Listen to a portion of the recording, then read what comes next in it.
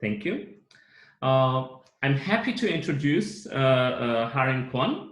Harim is currently an assistant professor of linguistics at George Mason University. Harim received her PhD from University of Michigan in 2015 under the supervision of Professor Patrice Bedore and Professor Andres Cuiti. Before joining George Mason, Harim also spent 2 years as a postdoctoral research fellow in the laboratoire in the Université Paris Diderot, known as Paris 7th. Harim's research explores the consequences of speakers' listeners' linguistic experiences for their phonological knowledge and their perception and production of speech. If this sounds familiar to Harim, it's because I took it from our website. Using empirical data, she investigates the effects of linguistic experience both on a macro level and on a micro level. Yep. Today, Harim will talk about beyond phonotactics, perception of non-native consonant clusters. So take it away. Okay, thank you. Thank you, Seunghun, for the awesome introduction, and thank you for organizing this, and thank you for inviting me. So let me share my screen.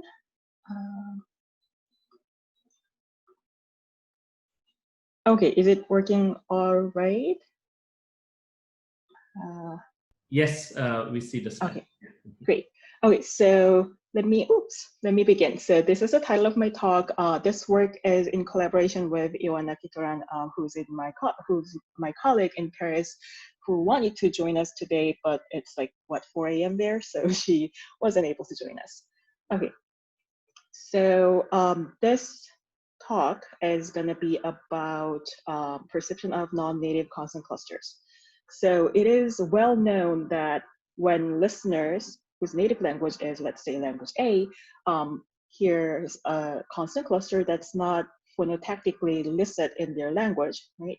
And then they repair it, right? So it could be repaired as like in many forms.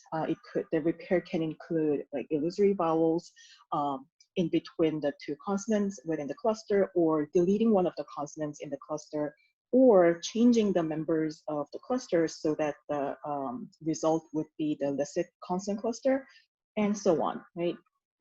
And previous research has shown that in this process, the phonological grammar of the language A, or the phonotactics, matters, right?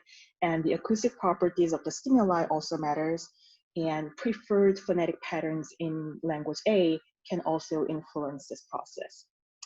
And as a result of this perceptual repair, consequently, this listener will have hard time discriminating the original illicit CC cluster from their repairs, right? So the CC, when it's compared with the illusory vowel, they will have hard time hearing the difference between these two sequences. This study is going to look at something else, right? So we want to get rid of the role of language A phonotactics from the picture. So the question that we want to ask here is if the perceptual repair is also possible when the listeners hear consonant clusters that is phonotactically listed in their native language, right? So whether acoustic properties of the stimuli or the preferred phonetic patterns in the listener's native language, whether they alone, without the phonotactics intervening, can cause this perceptual repair. And we're just going to focus on one type of repair, which includes the illusory vowels, so perceiving a vowel in between the two consonants within a cluster. Okay, so this is the question that, the big question that we ask in this study. Can phonotactically illicit clusters also be repaired, right? In order for us to answer this question, we test two languages that are different in terms of phonetic implementation of onset CC clusters, preferred prominence patterns, as well as the phonotactics and the phonemic inventory as well. The two languages are Georgian and French, and now I'm moving on to the background about these languages, the things that you need to know about these languages for you to understand what's going on in this study, okay? So first, we're going to begin with French. This is the phonemic inventories of French, the consonant and vowel. You don't have to know anything about this language's phonemic inventory, except that there are front-rounded vowels, right? So there are quite a few vowels in the vowel chart here, and the front-round vowels are going to be important in this talk, okay? And in terms of phonotactics and phonetic implementation of onset clusters, French allows up to 3 consonants in onset clusters, right? So SPL or SKR, the French R. And for the 2-member clusters, for onset CC clusters, these are the types that are allowed. So obstruent plus liquid. I mean, these are just a few examples, not the exhaustive set. S followed by a stop, and P consonant clusters that are beginning with PS or PP. There are other clusters that are allowed in French as well, but they are considered rare. And these consonant clusters are typically produced without transitional vowels in between the 2 consonants. So for example, French speakers can distinguish petit from petit, right? I'm doing a terrible job pronouncing this consonant cluster without the transitional vowel between them because I'm a native speaker of Korean. But if you have a chance to talk to a French native speaker, the petit is the reduced form of the full word petit, which has the vowel schwa in between P and T, and then they can differentiate these two, which means in petit, the reduced form, they're not really pronouncing a vowel between P and T. Okay, and in terms of the preferred prominence pattern, French is known to be a phrase final prominence language, right? And unless the final syllable ends on a schwa. So if the final syllable ends on a schwa, then the prominence is going to be before the final syllable. And whoops. And so this is the schematic representation of the prominence situation in the bisyllabic words. If there's a bisyllabic words that's CV, the second vowel will take the prominence unless it ends on a schwa. In French, front-rounded vowel E is often reduced to schwa when it's unstressed. Okay. Now we're moving on to Georgian. So these are the phonemic inventory of Georgian. And again, notice that Georgian has fewer vowels than French, right? And it doesn't have front-rounded vowels at all.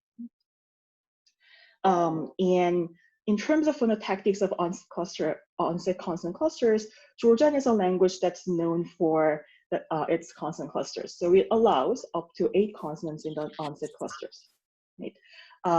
Yeah, again, as I don't speak this language very well, and I'm a speaker of a language that doesn't really have onset clusters, so I'm not going to attempt to produce this. But this word he's writing us, for example, has like 8 consonants in a row in the onset position, right? And not just about the number of consonants that are allowed in the onset position, but also what kind of consonant clusters are allowed in this language. Georgian also allows typologically rare consonant combinations. So for the 2-member consonant cluster, like CC combinations, it allows like stop-stop clusters, such as like Brigada or Tbili, BG or TB cluster. And it also allows falling sonority profiles in the onset position, like RG or MT as an onset cluster, yeah, in the beginning of a word. Okay, and in terms of the phonetic implementation of these onset CC clusters, Georgian has relatively long inner consonant timing lag, right? And which results very frequently in a transitional vowel between the 2 consonants within a cluster. And the quality of the vowel is pretty much similar to a schwa, okay? So here on the slide, I have a sample syllable that's produced by a Georgian speaker, and it's phonologically, it's supposed to be gna, G-N-A, without a vowel, but as you can see here, there is some vocalic element between G and N, right? And it sounds like this. Gna. right? So there is some vowel there, right? It almost sounds like a two-syllable to my ears. I mean, that could be just because of my my language background, but anyway. So if I schematically represent the timing lag between C1 and C2 in CC clusters in French and Georgian, it would be something like this. After word boundary, or after the boundary, consonants of the clusters in French are more closely timed, and Georgians are more further apart. And as a result of this long interconsonant timing lag, the transitional vowel is often produced between the two consonants within a cluster. And in terms of the preferred prominence pattern, Georgian is known to have word initial stress by default. And so schematically, bisyllabic words will look like this, right? So the first vowel will be more prominent than the second vowel. Okay, so summarizing what I've been said, what I just said, and the most relevant information about this current study, Georgian consonant clusters, onset CC clusters have longer inner consonant lag, which is frequently accompanied by a transitional schwa in between the two consonants, and French has shorter interconsonantal lag, right? And in terms of bisyllabic words like CVCV, Georgian has initial prominence and French has final prominence. And if you look at this, right, let me try this. Yeah, if you look here and there, there's little box in between two circles, right? And they kind of look similar, right? So the non-prominent vowel, oops, in between two consonants, and if this vowel in French is qualitatively similar to the transitional vowel in Georgian, there's a potential for Georgian listeners would perceive illusory clusters when they listen to French CBCB, okay?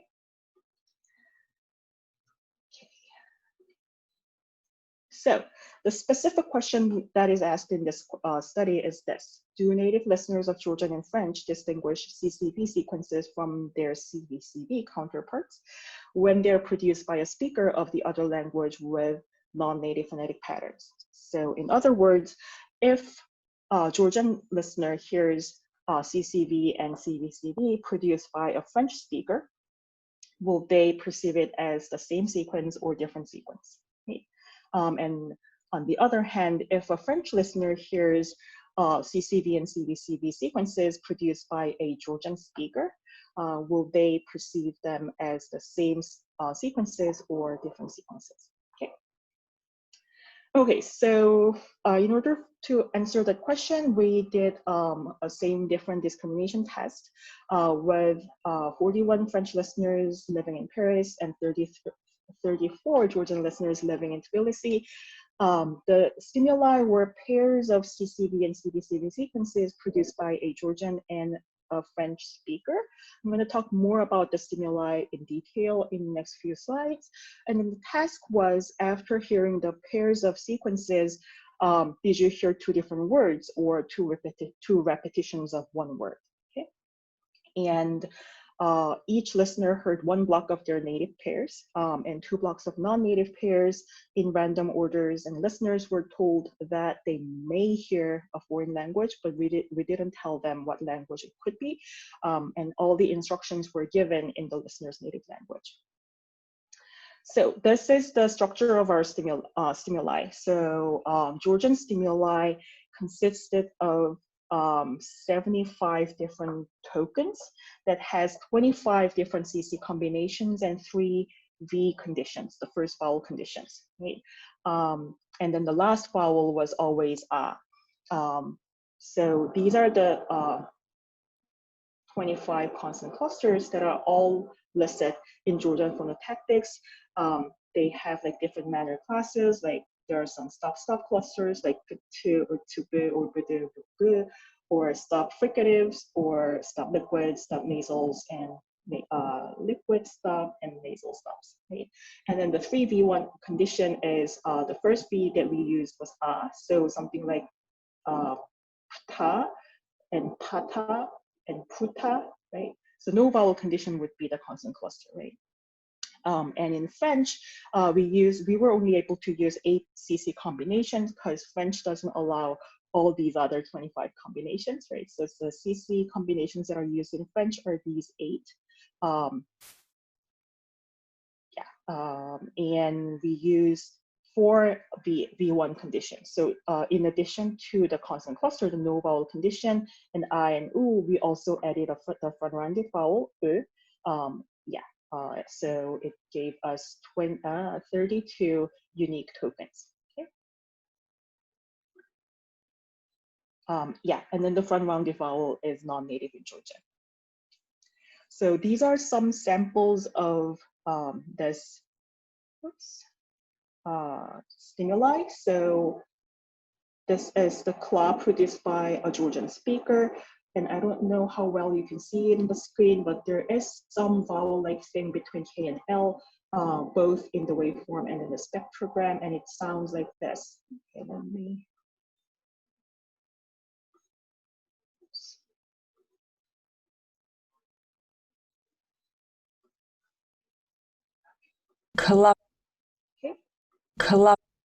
Okay.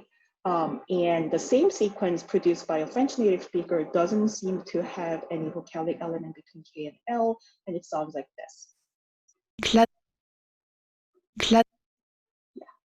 And CVCV, I took pula here. So pla in Georgian has initial prominence, so U is longer than A, right? And it sounds like this. Pula. And in French, the same phonologically equivalent sequence sounds like this. Pula. So U is a lot shorter, right? And this. Pula. And this CCV in Georgian can sound very similar. Right? Okay. So these individual tokens were combined to make pairs, and the same pairs are not the exactly same repetitions of exactly the same tokens. It were 2 acoustically different but phonologically equivalent tokens, right? So 2 different tokens of the same word. And then different pairs in Georgian, we paired the CCV with 2 types of CVCVs, right? So like, for example, ta with pata and puta, right? And in French, we paired up the CCV with the 3 different types of CVCVs, pta, pata, puta, puta, and pta, puta. Right? Those are the CCV versus CVCV pairs. And we also paired the CVCV with the front-rounded vowel with the other vowels. That was just because the front-rounded vowel is a non-native phoneme in Georgian, so we just wanted to make sure whether what the Georgian listeners are going to do with this new sound. Right? So this is the sample trial. If you are a Georgian speaker, right? So this is the sample, the screenshot of the experiment. If you're a French speaker, you look something like this, and this is the English translation. So same or different, right? 1 word repeated twice and 2 different words. And I brought like 4 different trials here. So let's try to guess whether they're the same words or not. Yeah, so those are the same blah to blahs produced by a Georgian speaker. Nuba. Right, so that was nuba and nuba, 2 different words produced by a Georgian speaker. Suba. Right, so this one was different, and this one was produced by a French speaker. The first was supa with the U, the front-rounded vowel. The second one was supa with U.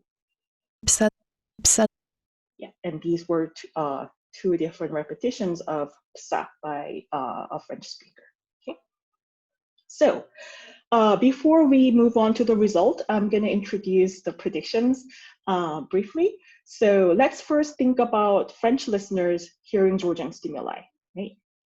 So some of the Georgian stimuli contains consonant clusters that are illicit in French phonotactics, right? And if those are paired with CVCV, we would expect poor discrimination because they will not be able to hear the difference between the CCV and the repair CVCV, right? So CCV with the illicit consonant cluster will be perceptually assimilated to CVCV and CVCV also to CVCV, leading to poor discrimination, right? Note that this might not always be the case, especially if the manner combination of CC cluster would have some other perceptual repair than the illusory vowel, right? So it could be that for some consonant clusters, like deleting one of the consonant might be a better repair, right? So it might not always be the case. And then the manner combination of consonant cluster is expected to be, matter in this process, right? And in terms of consonant cluster that is also allowed in French, right? Because Georgian do have those as well, right?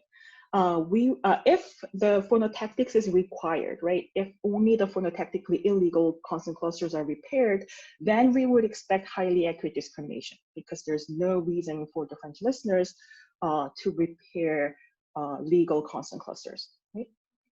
However, if phonetic timing alone can trigger the perceptual repair without the consonant cluster being illicit in the listener's native language, then we can actually expect poor discrimination because consonant clusters that is phonotactically illicit in the listener's language with a very long interconsonant lag, often accompanied with a transitional vowel in between the two consonants, can actually be perceptually assimilated to CVCV instead of CCV, right?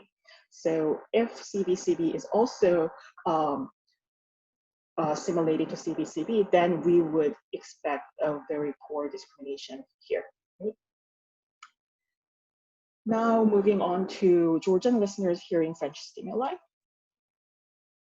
Note that all the French consonant clusters are phonotactically illicit in Georgian, so we don't have to worry about phonotactics here. So CCV and CVCV pairs, again, if phonotactics is the driving force, then we would expect highly accurate discrimination because there's, all the sequences in French are going to be phonotactically good except for the front-rounded vowel, right? So in that case, the front-rounded vowel is actually going to be assimilated to U, for example, right? Because that's going to be the closest native form to the Georgian native speakers, but it's still CVCV to CVCV, vowel to another vowel, right? However, if phonetic implementations can matter, right? Phonetic implementations of the stimuli as well as of the listener's native language, if those can matter, then we can expect poor discrimination here, right? So CCV is still going to be assimilated to the native CCV patterns, but CVCV sometimes can be assimilated to CCV, especially when the first vowel in the stimuli is not stressed and if it's qualitatively similar to schwa, illusory cluster, right? So if that happens, that can lead to poor discrimination, okay? So these were the set of predictions, and let's move on to the results. So the results will be presented in terms of the sensitivity in the prime scores, and the statistics is going to be from the mixed model that was conducted on the two listener groups separately. So for French listeners, the contrast type included 5 different things, so French, and 4 different types of Georgian contrast. So Georgian CC that's listed, that they are paired with CVCV with A, right? Or illicit consonant cluster paired with UCV with U, right? And illicit consonant clusters paired up with CVCV with A and U, right? And for Georgian listeners, the contrast type will include Georgian, right? All the Georgian contrast pairs, and French pairs CCV paired up with CACV, CUCV, and CUCV, and the 2 CV pairs, that includes the front rounded vowel and then the other two vowels, right? So because these are too long, now from now on, I'm just gonna use this shorthanded form to represent Georgian, G, CC illicit, right? Illicit consonant cluster paired with A, CVCV with A, illicit cluster paired up with CVCV with U, illicit cluster with A, illicit cluster with U. In French, consonant cluster with A, U, or E, and E with A and E is with U, okay? So this is what happened with French listeners. Okay, so the gray bar is their native perception. That's very, very high here, right? And their sensitivity to Georgian consonant cluster that's illicit, that's paired up with U, was really high. They were not significantly different from their native perception. But then this Georgian licit cluster with U was significantly lower than the native perception, and so does this, and so does this. So in general, CVs, when CCVs are paired up with CUCV, like so PLA versus PULA was easier than PLA versus PALA. A was more harder, right? And interestingly, the licit clusters show less accurate discrimination than illicit clusters, right? So French listeners' discrimination of Georgian CCV versus CACV, CACV was more accurate when the cluster is illicit in French. That's counterintuitive, right? When it's illicit in French, they were actually more accurate. Okay. So in order for us to understand what's going on, we looked at the D prime scores in different manner combinations. So this is just for these two pairs, Georgian illicit consonant clusters paired up with CACV, and illicit consonant cluster paired up with CACV again, right? And they are divided up by the manner classes of the consonants, consonant members within the cluster, like obstruent, obstruent, obstruent liquid, and so on, right? And manner combinations does seem to influence the perceptual patterns. So if you compare this obstruent, obstruent when the cluster is licit, like that's licit in French, right? And obstruent, obstruent here, something like gb, that's illicit in French, their accuracy is pretty similar to each other, right? And then they weren't significantly different statistically. And if you look here, the French listeners' perception was the lowest, the least accurate for the obstruent liquid clusters, right? Even if all of those are licit in French, right? And that's probably due to the second member being L, right? Because L has the vocalic characteristic, which can be easily confused with a vowel, for example, right? So it seems that manner combination matters, and the reason why it matters is the phonetic implementation of these individual manner clusters, right? Different consonant clusters of different manner of articulations. And one cautionary note here is that the accurate discrimination here may not necessarily indicate that the listeners are perceiving the clusters as intended by the speaker, because, for example, for obstruent, obstruent, maybe deleting one of the consonant is a better repair than inserting the illusory vowel, right? So it might not be the case that their high D prime doesn't necessarily mean that their perception is super accurate, but low D prime means that there is confusion. Okay, moving on to Georgian listeners' performance. So there was significant effect of contrast type again, and these three, when consonant clusters are paired up with A or U, or the front rounded vowel is paired with A, their perception was highly accurate. But then when CC is paired up with U, the front rounded vowel, their sensitivity was significantly lower than their native perception. And this one, U with U, that was the lowest, right? So definitely Georgian listeners had difficulty with the non-native sound front-rounded vowel. Most commonly it is confused with U, right? The native vowel U, but then it also sometimes confused with the absence of a vowel, consonant cluster, right? So what causes this confusion? So Georgian listeners perceived French E as a part of onset consonant clusters, which could be part of the first consonant in CCV, like presumably long release of C1, right?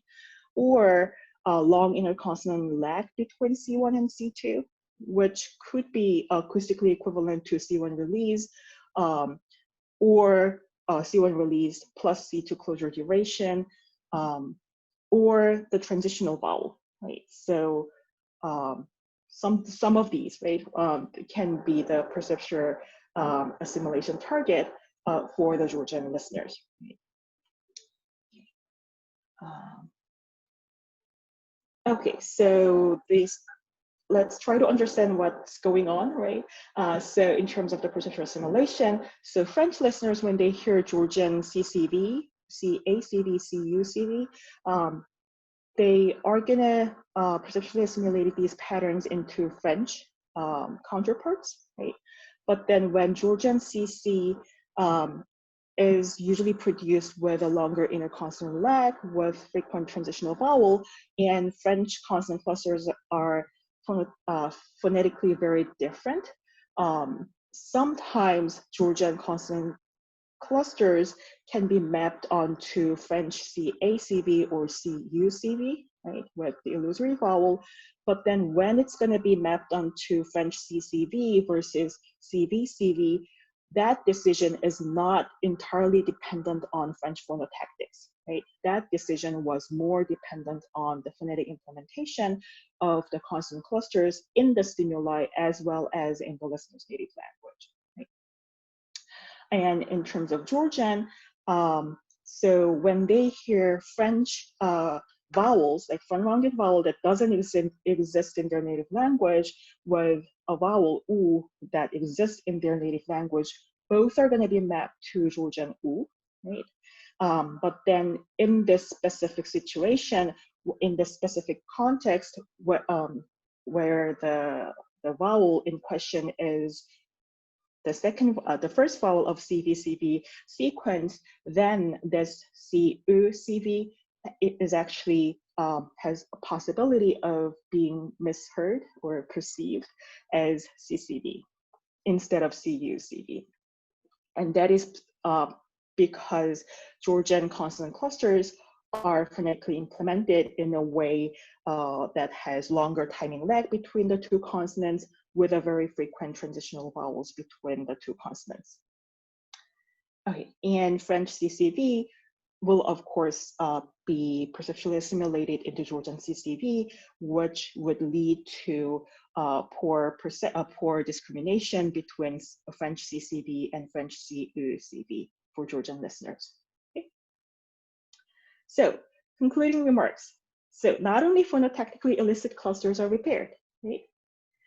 Phonotactically native sequences with non-native phonetic patterns are also repaired. So in this study, I showed a case of French listeners hearing CC that's listed in their language, still hearing illusory vowel, depending on the phonetic implementation of the stimuli, right? And Georgian listeners hearing illusory cluster from CVCV because of the phonetic implementation of their native language. So in this process, the phonetic properties of the stimuli and the preferred phonetic and prosodic patterns of the listener's language seems to influence the perceptual repair patterns. Okay. Yeah, so I guess that's it. So this work, as I said before, is in collaboration with Joanna Kitaran, and I thank my funding agencies and all the people who helped us to collect data in Georgia and the anonymous participants. Thank you.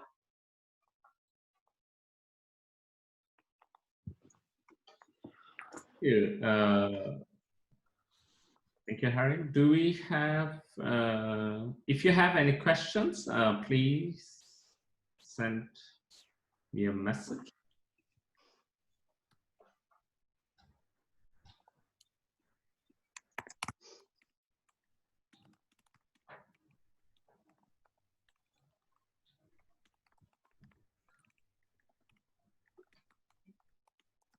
So let me,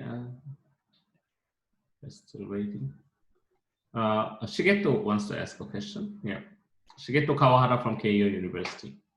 Yes, if I may. So this is a really clever study. So this is partly a clarification question, but when you say repaired, I assume that you're tapping on the phonological knowledge. And you're saying that the phonetic gesture timing is kind of impacting the phonological perception. And I was wondering if you're really tapping the phonological knowledge given that your ISI is pretty short, which is 500 milliseconds. So Right. I'm wondering if you have some thoughts about what kind of level you're talking about in task. Right. That's a good question. We hope that we're tapping into the listener's phonological knowledge rather than auditory perception. And that's why we asked the listeners, did you hear the same words being repeated twice or two different words, right? So the task as the listeners, whether, this can be, these are words of some language that could be your native language or some other language. Please try to decide whether these are two repetitions of the same word or two different words, right? So I was actually wondering about that too. So are they real words, or when you mean words, no, treat them as yeah. like words so that they're chunks and treated as a big chunk that means something? So that's your strategies to right. That was yeah. Okay. Yeah, we chose to use the word in the task so that the listeners can experience these as some linguistic unit rather than just so all of them are technically nonce words. There was no mixture. That's correct. All right, thank you. That's correct.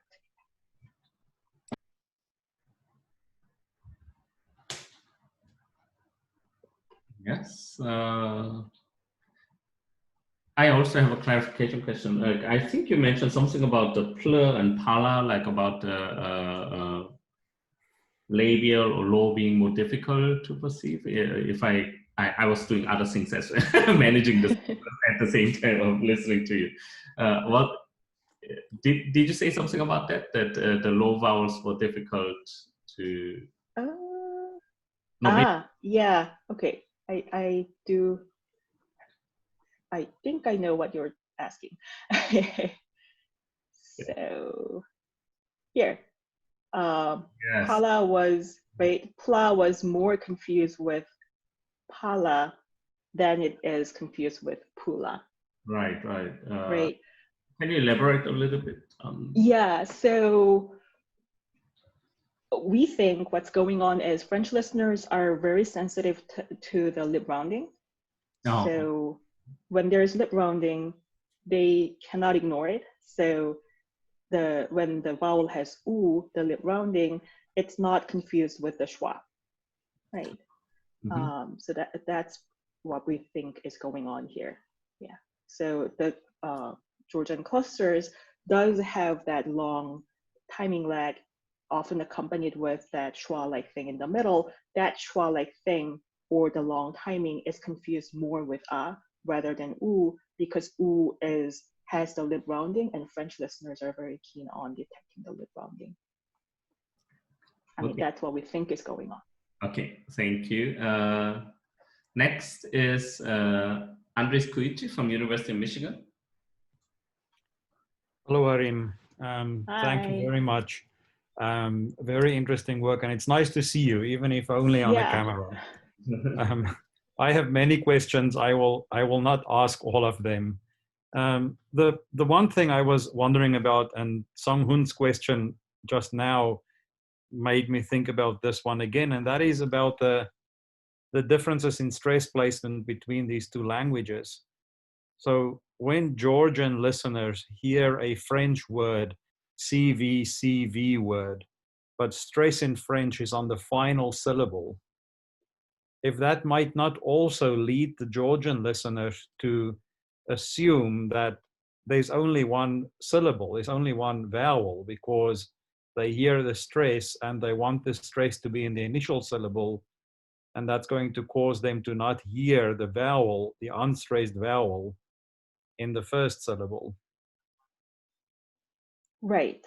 That's what happened when the CVCV had the U, the front rounded vowel, to a little extent, right? This much. Yeah.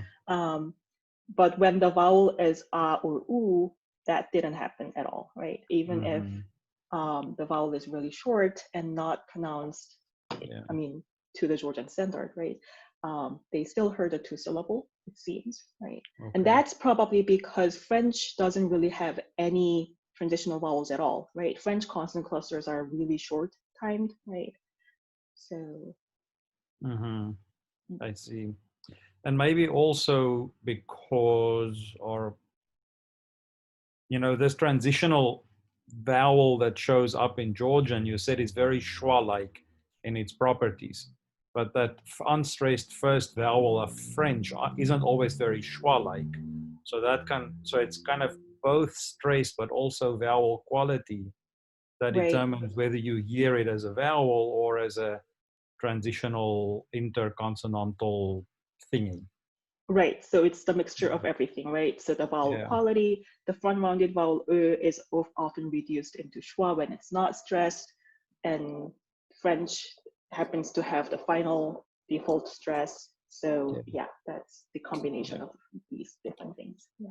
So as I've said, I have many questions, but I will hold them in case somebody else have something. Yeah, we can talk later.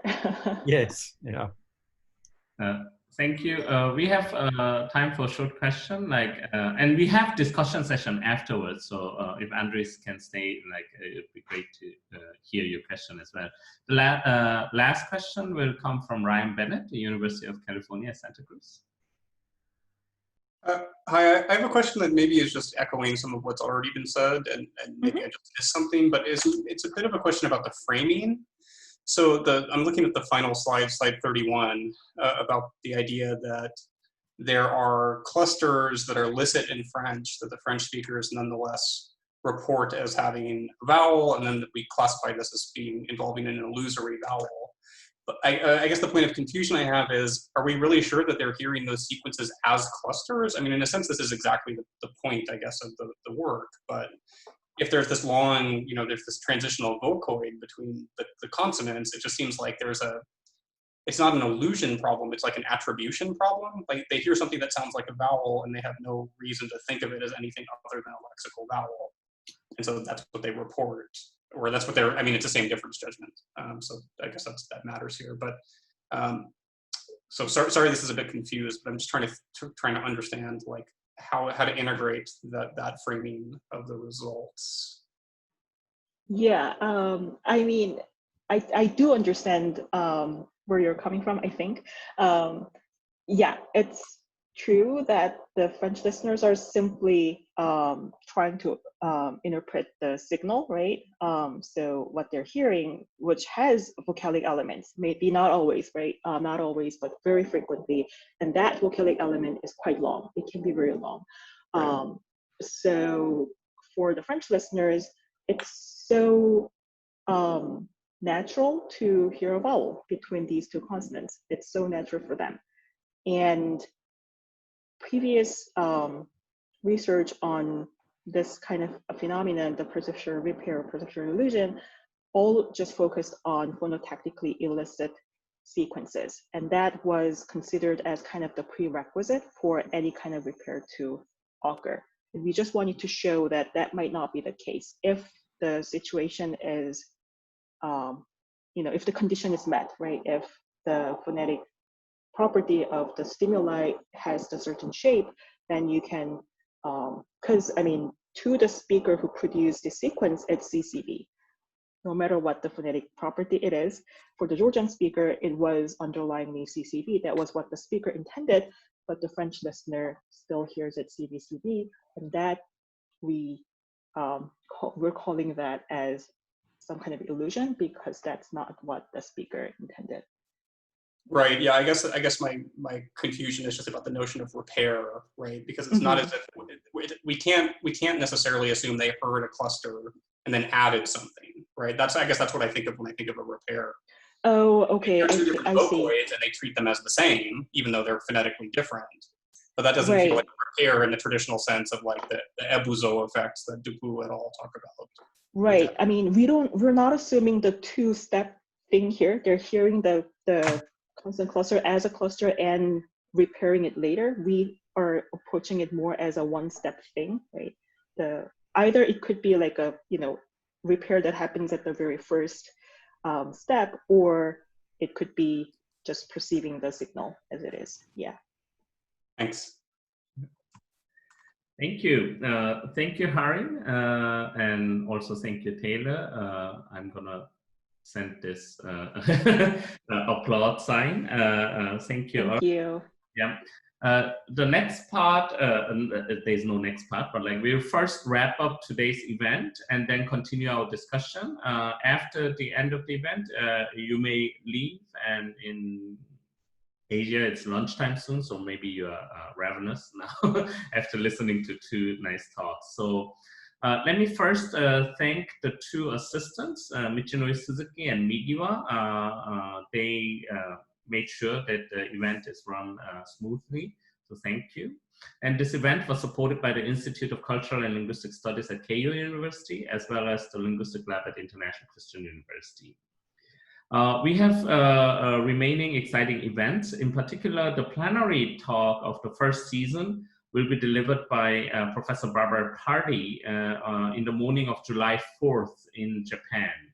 So that would be the night or evening of July 3rd, Friday night. You will need a separate registration for this event. So the registration that you did for this series will not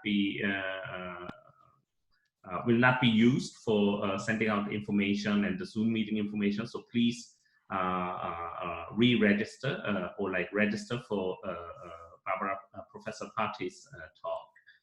We also have two more parts of the season 1. Part 3 of the Keio ICU Linguistic Colloquium will be held on July 15th, about 3 weeks from now. And Misaki Kato from University of Oregon and Claire Moore Cantwell from UCLA will be giving talks. Part 4 is scheduled to be held on July 29th, and Sang-im Lee Kim, as well as Ji-Sung Kim from University of Michigan. No, Sang-im Lee Kim is a national Charlton University, and Ji-Sung Kim is at University of Michigan. They will present their work. So thank you all who participated in today's colloquium. See you on July 4th or July 15th or July 29th. Yeah. So the recording will be stopped at this point.